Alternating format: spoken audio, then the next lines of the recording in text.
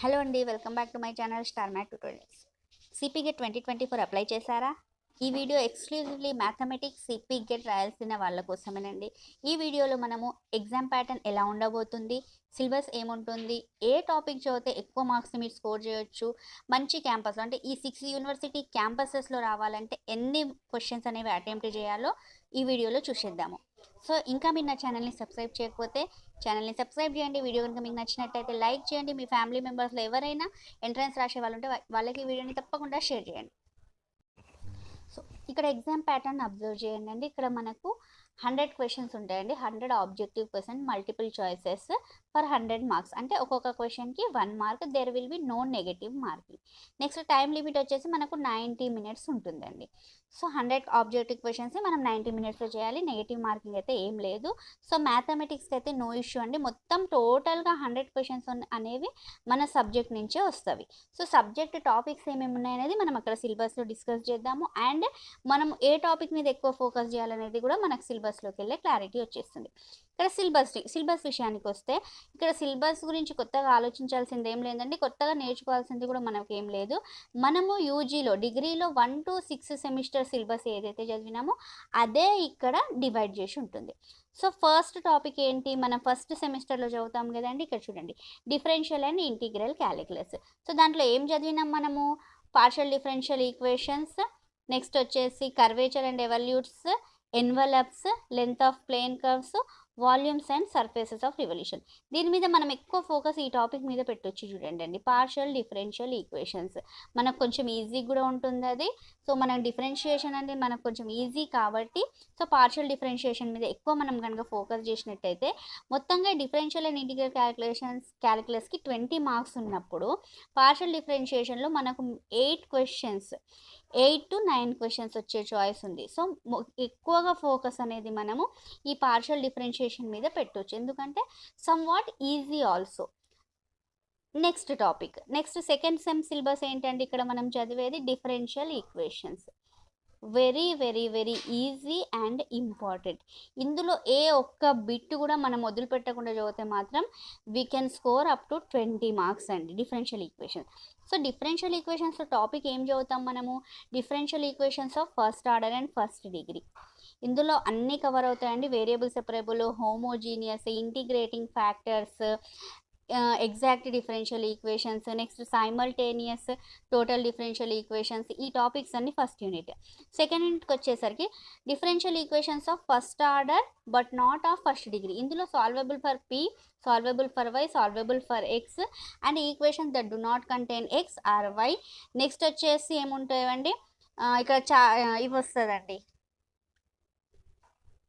క్లైరాట్స్ equation అంటే ఏంటి, Clairaut's equation యొక్క సొల్యూషన్. నెక్స్ట్ వచ్చేసి applications of first order differential equations. ఇందులో growth and decay, dynamics of tumour growth, radio activity, carbon dating, next compound interest and ఇంకొక important ఇక్కడ orthogonal trajectories. Next వచ్చేసి third unit ఏముంటుంది, higher order linear differential equations. దీంట్లో మనం y c find out చేయడం, y p find out చేయడం అంటే complementary solution, particular integral. దీని మీద ఎక్కువ క్వశ్చన్స్ అడగడానికి చాయిస్ కూడా ఉంటుంది. అంటే అడిగితే వైసీ అని అడుగుతాడు లేదా వైపీ అని అడుగుతాడు. నెక్స్ట్ లాస్ట్ టాపిక్ వచ్చేసి పార్షియల్ డిఫరెన్షియల్ ఈక్వేషన్స్.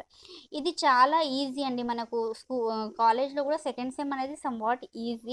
సో ఈ టాపిక్ మీద మనం ఎక్కువ ఫోకస్ చేస్తే మాత్రం మనకు 20 మార్క్స్లో minimum we can score 10 to 15 marks మన హ్యాండ్లో ఉంటుంది. ఎందుకంటే ఇంకో 5 మార్క్స్ కొంచెం హయ్యర్ లెవెల్ క్వశ్చన్స్ ఇచ్చినా కానీ 10 to 15 స్కోర్ చేయడానికి మనకి ఇక్కడ ఎక్కువ స్కోప్ ఉంటుంది. నెక్స్ట్ వచ్చేసి థర్డ్ యూనిట్కి వచ్చేసి థర్డ్ టాపిక్ ఏంటి, real analysis, sequences, next continuity, differentiation, integration. So ఇది కొంచెం కష్టమే కానీ మనం కొంచెం ఫోకస్ చేస్తే దీంట్లో limit, how to find sequence యొక్క limit, how to find sequence of a limit అనే దాని మీద కొంచెం క్వశ్చన్స్ ఎక్కువ చేయొచ్చు. నెక్స్ట్ ఇక్కడ చూడండి, బేసిక్ ప్రాపర్టీస్ ఆఫ్ డెరివేటివ్స్ మీద కొంచెం ఫోకస్ చేస్తే ఇక్కడ మనం కొంచెం స్కోర్కి ఎక్కువ కాకుండా కానీ we can score minimum. Next కొంచెం టఫ్ అంటే ఎవరికైతే అర్థమవుతుందో వాళ్ళకి కొంచెం ఈజీ, అదర్వైజ్ ఎవరైతే థియరీ పార్ట్ని కొంచెం అవాయిడ్ చేస్తారో వాళ్ళకి కొంచెం కష్టం ఉండే టాపిక్ ఏంటంటే ఆల్జీబ్రాలో మనకు ఉండేవి గ్రూప్స్, సబ్ గ్రూప్స్, నెక్స్ట్ ఏంటి normal sub groups, rings. So దీన్ని సబ్ టాపిక్స్గా డివైడ్ చేసినాడు. Groups, cyclic groups, permutation groups, normal sub groups and factor groups, introduction to rings, integral domains, next ideals and factors, last one homomorphism. So ఇక్కడ మనకు solve చేయడానికి ఎక్కువ ఏమి ఉండదండి. Just statements మీదే questions ఎక్కువ పోజ్ చేయడానికి లేదా అప్లికేషన్ టైప్లో అడగడానికి చాయిస్ ఉంటుంది. సో ఆల్జీబ్రా కొంచెం ఫోకస్ చేస్తే we can get 20 marks. Next another important and easy topic ఏంటి, లీనియర్ ఆల్జీబ్రా. ఎందుకు ఇవి ఈజీ అని చెప్తున్నానంటే దీంట్లో ప్రాబ్లమేటిక్ ఎక్కువ ఉంటుంది చూడండి. డిఫరెన్షియల్ ఈక్వేషన్స్ అయినా కానీ ప్రాబ్లమ్స్ వైసీ ఫైండ్ అవుట్ చేయడం, వైపీ ఫైండ్ అవుట్ చేయడం, డిఫరెన్షియల్ ఈక్వేషన్స్ యొక్క సొల్యూషన్స్. లీనియర్ ఆల్జీబ్రాలో కూడా vector spaces, next vector spaces వచ్చేసి దీంట్లో ఎక్కువగా అడగడానికి లీనియర్ డిపెండెంట్ ఇండిపెండెంట్ సెట్స్ మీద, నెక్స్ట్ వచ్చేసి eigen values, next characteristic equation, వీటి మీద మనకి ఎక్కువ క్వశ్చన్స్ పోజ్ చేయడానికి చాయిస్ ఉంది. Next ఆర్థోగనాలిటీ and least squares. మనం కనుక ఈ టాపిక్ బాగా చదివితే ఈజీగా we can score same 10 to 15 marks. ఎందుకంటే ఇది సమ్వాట్ అప్లికేషన్స్ టు మ్యాట్రిసెస్ లాగా ఉంటుంది కాబట్టి ఈ టాపిక్ ఈజీ అని చెప్పొచ్చు. ఇదండి మన సిలబస్. మొత్తం 5 టాపిక్స్ ఉన్నవి.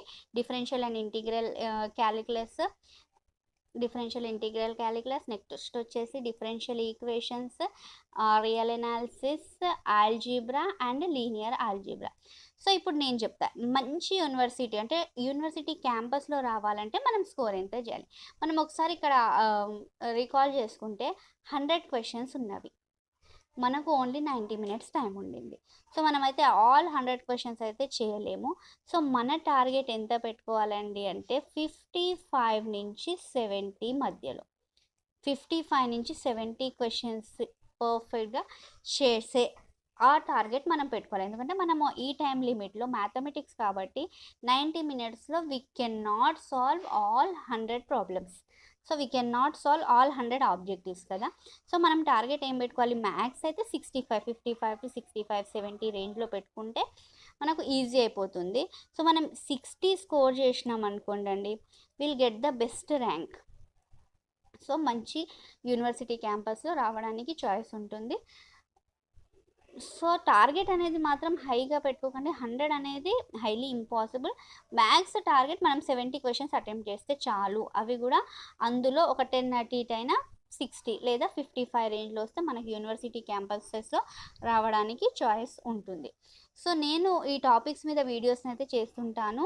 సో నా ఛానల్ని ఫాలో అవ్వండి. మీకు ఏమైనా డౌట్స్ ఉంటే కనుక కామెంట్ సెక్షన్లో తెలియజేయండి, నేను తప్పకుండా రిప్లై ఇస్తాను. ఓకేనండి. మీకు ఈ సిలబస్ కావాలంటే కామెంట్లో లింక్ పెడతాను, చూడండి. And thank you for watching. Please subscribe.